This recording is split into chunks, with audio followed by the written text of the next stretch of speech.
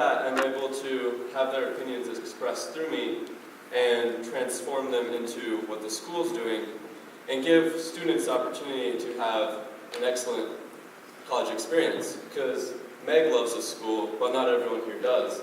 And I think it would be great if all the students could start loving the school. So I just want to help them love it. Thanks, Jeremiah. Our next question is from the audience. The question is, the involvement network is actually somewhat difficult to use. How can you fix that? If you can? Question mark. All right, we will start with Meg on this one. I don't know if you heard me mention when I was, I think, rebuttaling.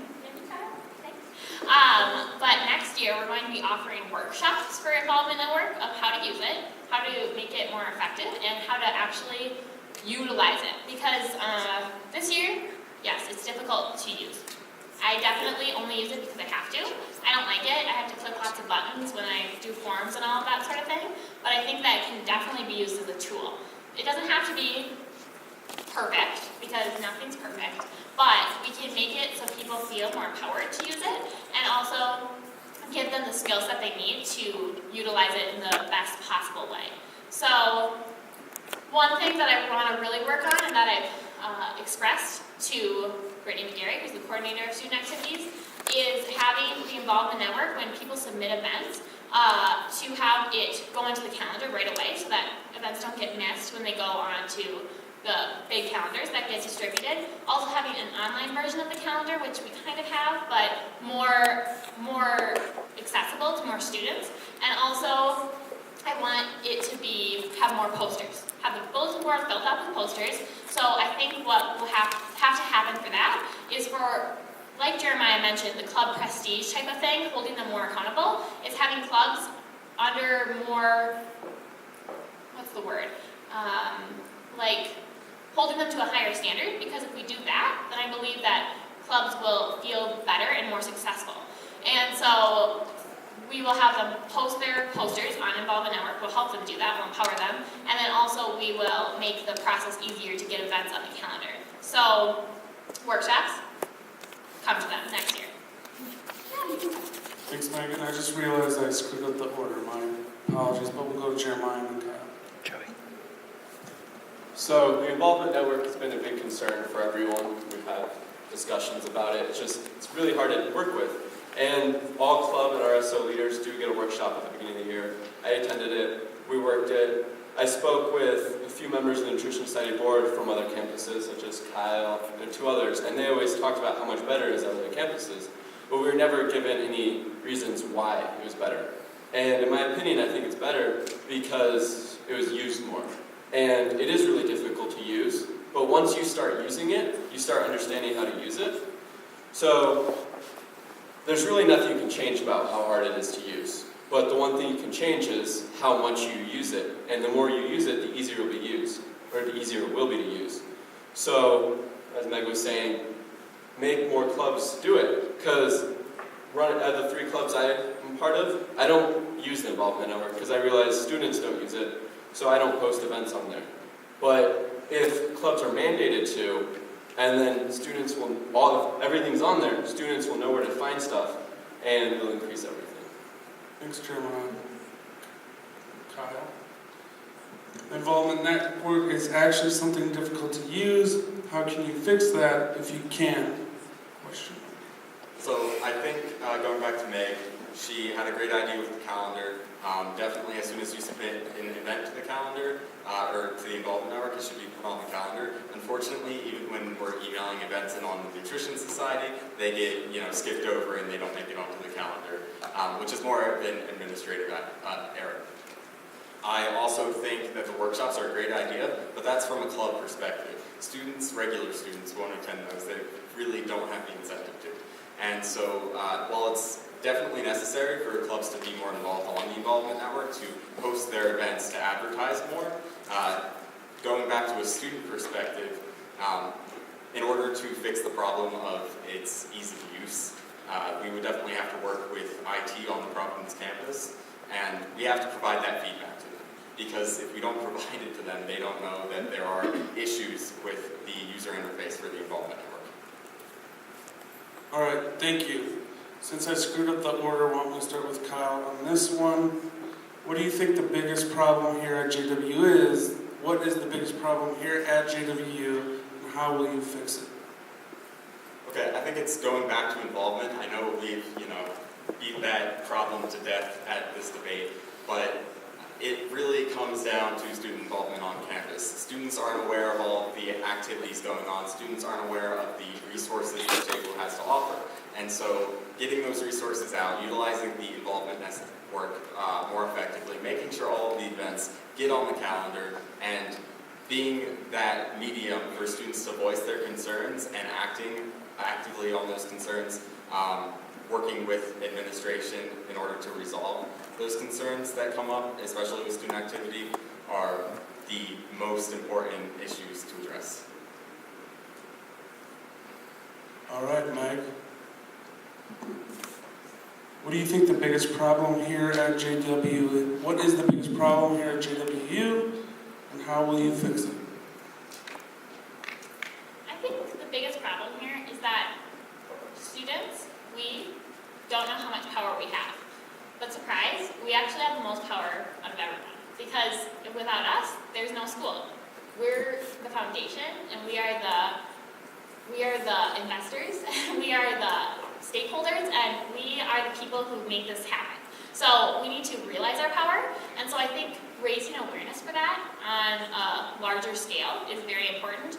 And once we realize our awareness, then I believe that we will have the ability to make students less apathetic, make students willing to rock things and change things and make things happen. Because we need everyone together, or else it won't work. Because, okay, let's just picture for a second that you're in the water, like on a boat, okay? And you are just by yourself and you're trying to rock it for some reason, and you just are trying to jump back and forth, and it's probably not going to be very easy, and you might not even be able to do it. But wouldn't it be way easier if you had a whole team of people with you and you just literally walk over to one side and make it happen? So, yes. And finally, Jeremiah, what do you think the biggest problem here at JWU is, and how will you fix it? I think the biggest problem is just the overall student satisfaction.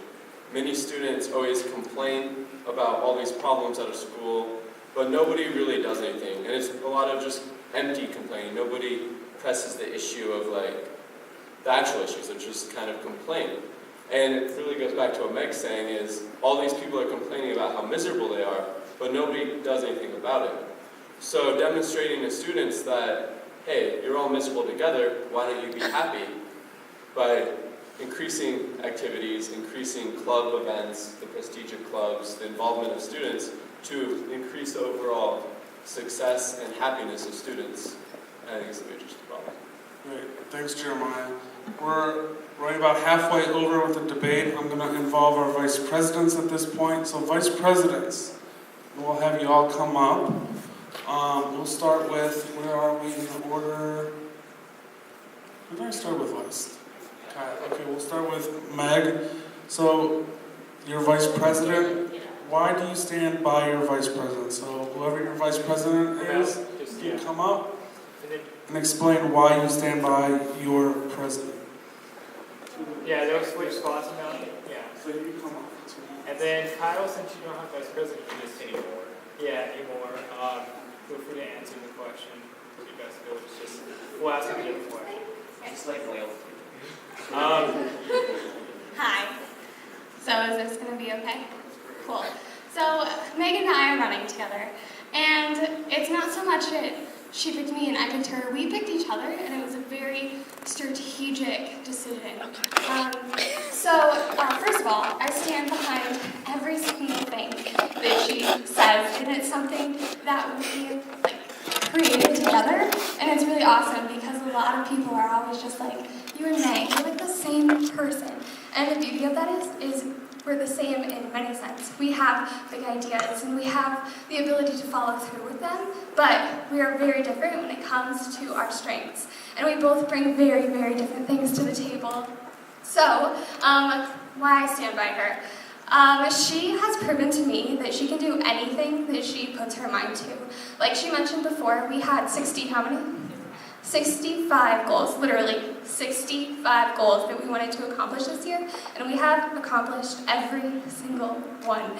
So that just goes to show that she can empower people to make up their own ideas. She didn't come up with those all on her own. The entire SGA did, and SGA represents the entire student body in one room.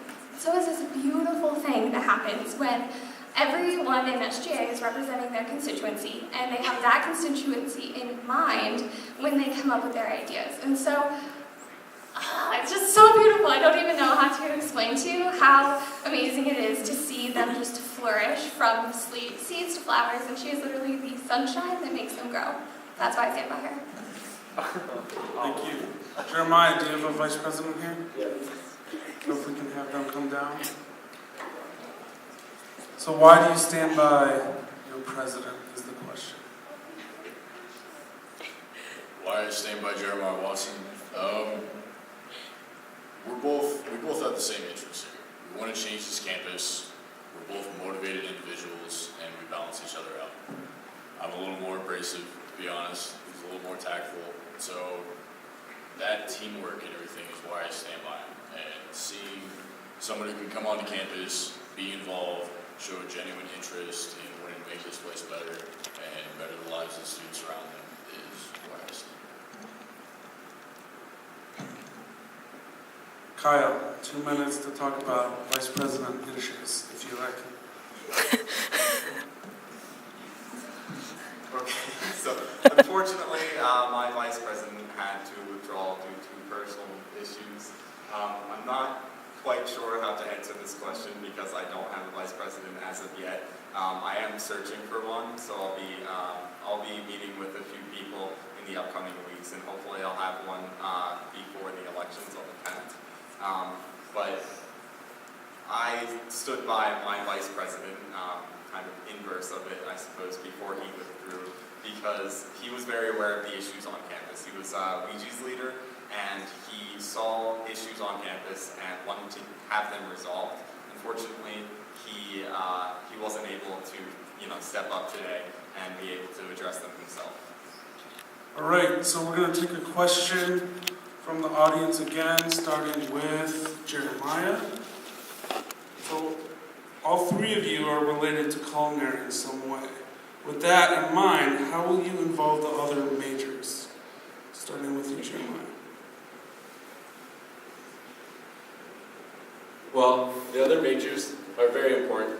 Culinary is the biggest one on campus, so a lot of events are culinary related. But there are other majors such as the events planning major, the SEC, and they work with really great musicians a lot. So I really want to work with them and help bring local artists from Denver onto campus, increase student involvement through that.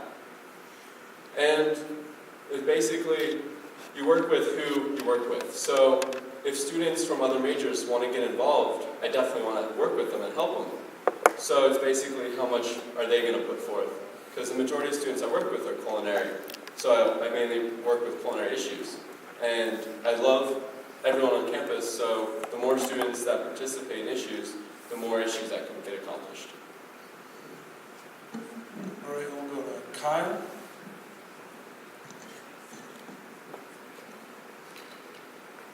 Sorry, he usually repeats the question, so I was just... All right, so all three of you are related to culinary in some way.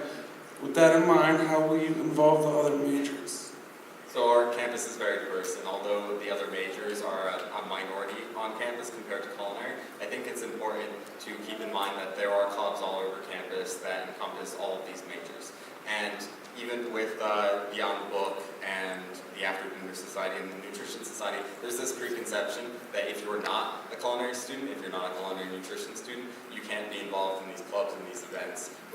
At least for the Nutrition Society, that isn't true, and it shouldn't be true for the other organizations as well. There's a common interest there. Even if you're not pursuing that interest for your career, you should be able to be involved in those club activities.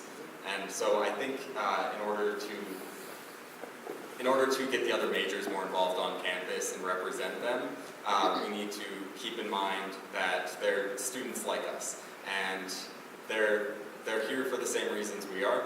Even though they may not be culinary students, we need to represent them equally. Great. Meg, all three of you are related to culinary in some way. With that in mind, how will you involve the other majors? I think that's a really great question. So thanks to whoever asked that. However, it's not a problem because my prospective e-board for next year, every single one of us is a different major. So that is one way to address it on the executive board level. Also, in the Senate, we have a senator to represent each constituency on campus.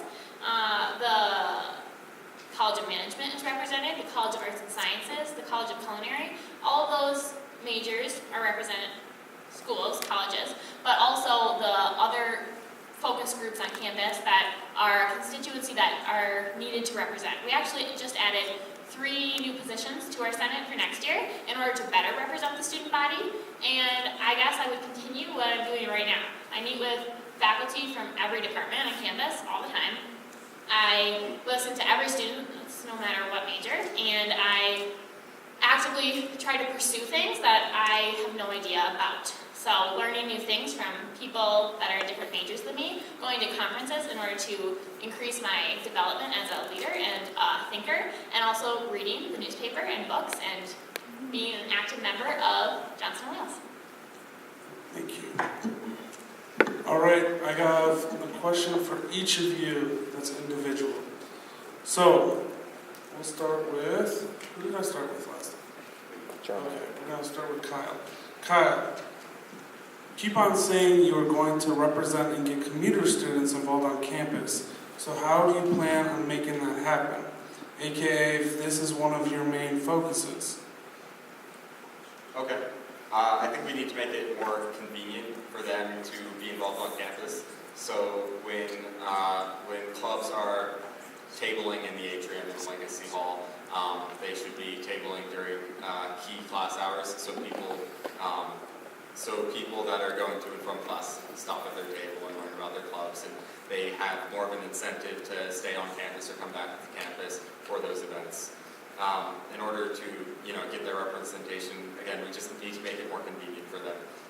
So setting up the Facebook page so people can submit concerns anonymously, setting up a forum on the Involvement Network to make sure commuters, wherever they are, can voice their concern, and those concerns can be addressed at the SGA meetings. And as far as getting them involved, we need to sort of push our clubs on campus to be more open to commuter students and to give students greater incentive overall to come to their events. Thanks, Kyle. If you'd like to rebuttal, you can use that 1 minute to... I'll use a rebuttal. Okay, you can use the 1 minute to answer it as well. So my rebuttal is not so much against Kyle, but it's kind of answering that too. The majority of commuter students are over 21. They all have jobs that really impact their career, and frankly, when they're over 21, a lot of them don't want to come back on campus. They'd rather go to the bar. Their jobs are the most important thing in their life, usually over school. Sometimes it's kind of hand in hand. So the commuter students that do, like I live off campus, the commuter students that do care about campus are on campus, and they do get what they need. So that's what I'm saying. Meg, do you want a minute on that as well? I just am wondering if Kyle can be more specific. Is that, it's not a question, it's a statement. We'll keep going. Okay, I'll touch base with them later. All right, great. So I'll ask this question, and then we'll talk about the rebuttal after this. Okay? Meg, you mentioned how you will be commuting next year. Do you think that will affect your position, and how do you think your competitors have an advantage because of that fact?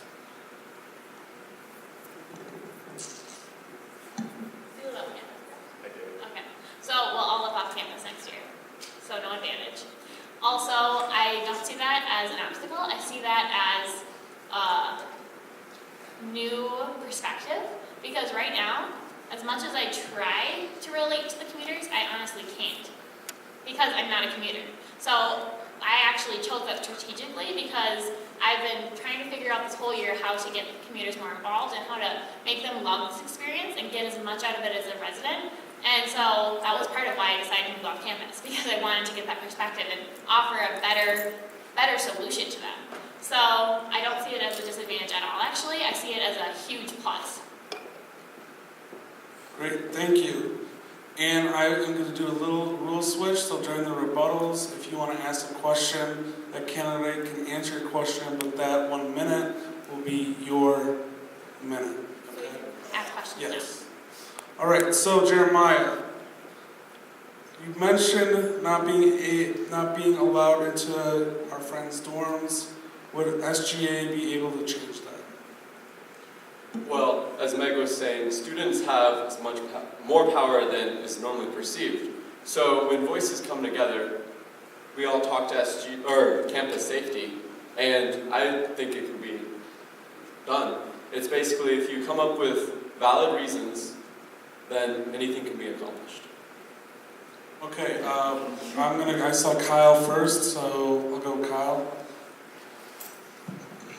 So I just wanted to address the same question, and that's on the Charlotte and the Providence campus, our residential life is set up a little bit differently, where all of the residence halls have kind of like a front table before you can get past the door, and that gives students, if they need to get inside, if it becomes a safety issue, and they can't run all the way across campus to get to their dorm, there's always a work study during the day or a security guard during the night.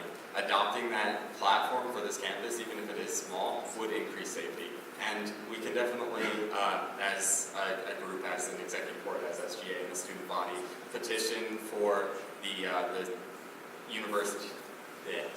university to allocate those funds and allocate those resources. All right, Jeremy, yep, 1 minute, and then to Meg. So I don't think that's the solution, because I don't think that's the overarching problem. If there is a security guard in front of, I've been waiting outside Wales at 6 in the morning, waiting for people to go skiing. It's freezing cold. But having a security guard in front of it, they'll let you in, that's good. But the overarching issue about not being able to get in dorms is student responsibility. Students don't have the responsibility to do stuff that they want to do. And if you go to many other college campuses, you can walk in any building you want, you can walk anywhere. And it's just kind of, I feel that we lose ourselves when you just can't go places, you can't enter buildings. All right, thanks, Jeremiah. Meg, for the rebuttal. Can I do a double rebuttal? Sure. All right. I don't even know what that is. Thanks for both of them. So, could you please walk me through the process of how you would get this accomplished, specifically? Well, I would start out talking to campus safety, figure out the reasons why we can't get in everyone's dorms. I know there was about probably a 2-week period where every ID card worked for every dorms. I don't know if that was intentional or not. So talk with them, figure out the reasons for that, the reasons why we can't get in, the reasons why it's locked, and understand most of it's safety reasons. So basically talk through it with them and try to come to a consensus on what we can do. Can't plan the next steps until I talk with them. Still have time? Yep. Oh, wonderful. All right, so how do you know that this is a big student issue? And so why is it important to you? And So, all right, so now we're done with that rebuttal. are we? I'll allow the question. Go for it, Jeremiah. I'm sorry. Like I said to Kyle's, I think the problem is not students being able to get in, which I think would just be a nice conveniency. I think it's students' responsibility. Students feel as if they're babysat, and going to an event where you go, I have wine tastings every Friday. You go to those events, and it feels like they're just in class again. Even though, because there's a teacher there, they have the mentality that they're in class again. And they're not in class again. All these activities are what we want to do. And I think giving students a little bit more responsibility is an overarching problem. And if students have a little bit more responsibility, which should be checked by faculty, but not completely overpowered, then there'll be more incentive for them to be more active and do what they want to do. All right, and I'll give Kyle 1 minute. But so we'll I let- have no more time. We'll let Kyle go, and I'll give you 30 seconds, okay, man? Thank you. Just extending off what Jerry was talking about earlier, I think also not having access to all of the buildings on campus kind of takes away from the student experience, whether you're a commuter or on-campus student. Part of that is because a lot of events, even for club events, can be scheduled within the lobbies in all of the residence halls. And so if you need to wait for someone to let you in or call someone to let you in or call security just to get an event, it kind of takes away from that experience, and it might discourage you from going to that event. All right, and I'll give you the full minute, Mike. Go for it. So are you indicating that you want commuters to have access to the residence halls? First question. Okay. So that's the first question. The second question is, you didn't really answer my question. How would you specifically do this, accomplish this? And that's it. Sorry, we kind of got off track. Okay. Yes, I do believe commuters should have the ability to get into residence halls. I know the layout for these residence halls are different from in Charlotte and Providence because unless you had a ID for that hall, you couldn't get past the lobby area. However, it does take away from the student experience, especially if there's an event being held. As for going throughout the process specifically to address it, we would have to meet with the university administration, the executive administration, in order to figure out why the access to the buildings were revoked at the beginning of the year. If anyone recalls a time where we could get into the residence hall, regardless of if you were a commuter student or what the law stated. And then we can address whatever those concerns that the university had initially before we move towards opening it up for all the students. And that's the 1 minute on that. All right, next question. Starting with, help me out here. Who are we starting with? I lost track. Okay, let's go with Jeremiah. If you overheard students talking negatively about SGA or its members, how do you address these students? I feel that everyone is entitled to their opinions. It depends how negatively it is, and if my relationship with them. If it's really hurtful, maybe I'll talk to them, discuss why they have those, try to come to a consensus of why do they have these negative connotations, and try to resolve them. But, it really depends on how bad they're talking and who they are, because if it's just little minor things, then it's, hey, why do you have that perception? Let's see if we can change it. Great, thanks. Kyle?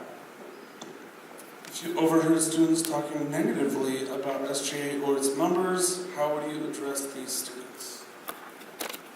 I think it's not so much addressing the students, but taking that criticism constructively. So find out the underlying cause for that criticism, their negative communication with you or about SGA, and try to address it. If it's an issue that can be resolved, talk about it with your executive board.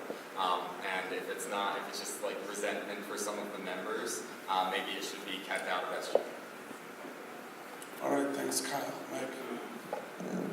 If you overheard students talking negatively about SGA or its members, how would you address these students? So before that, I guess, is you set the tone of how people perceive things. So if you're a part of an organization and you want it to be prestigious and you want it to be something that people admire and respect, then you act like it. You act like that's the reason why it exists. You communicate that to your constituents, and so that wouldn't happen as much as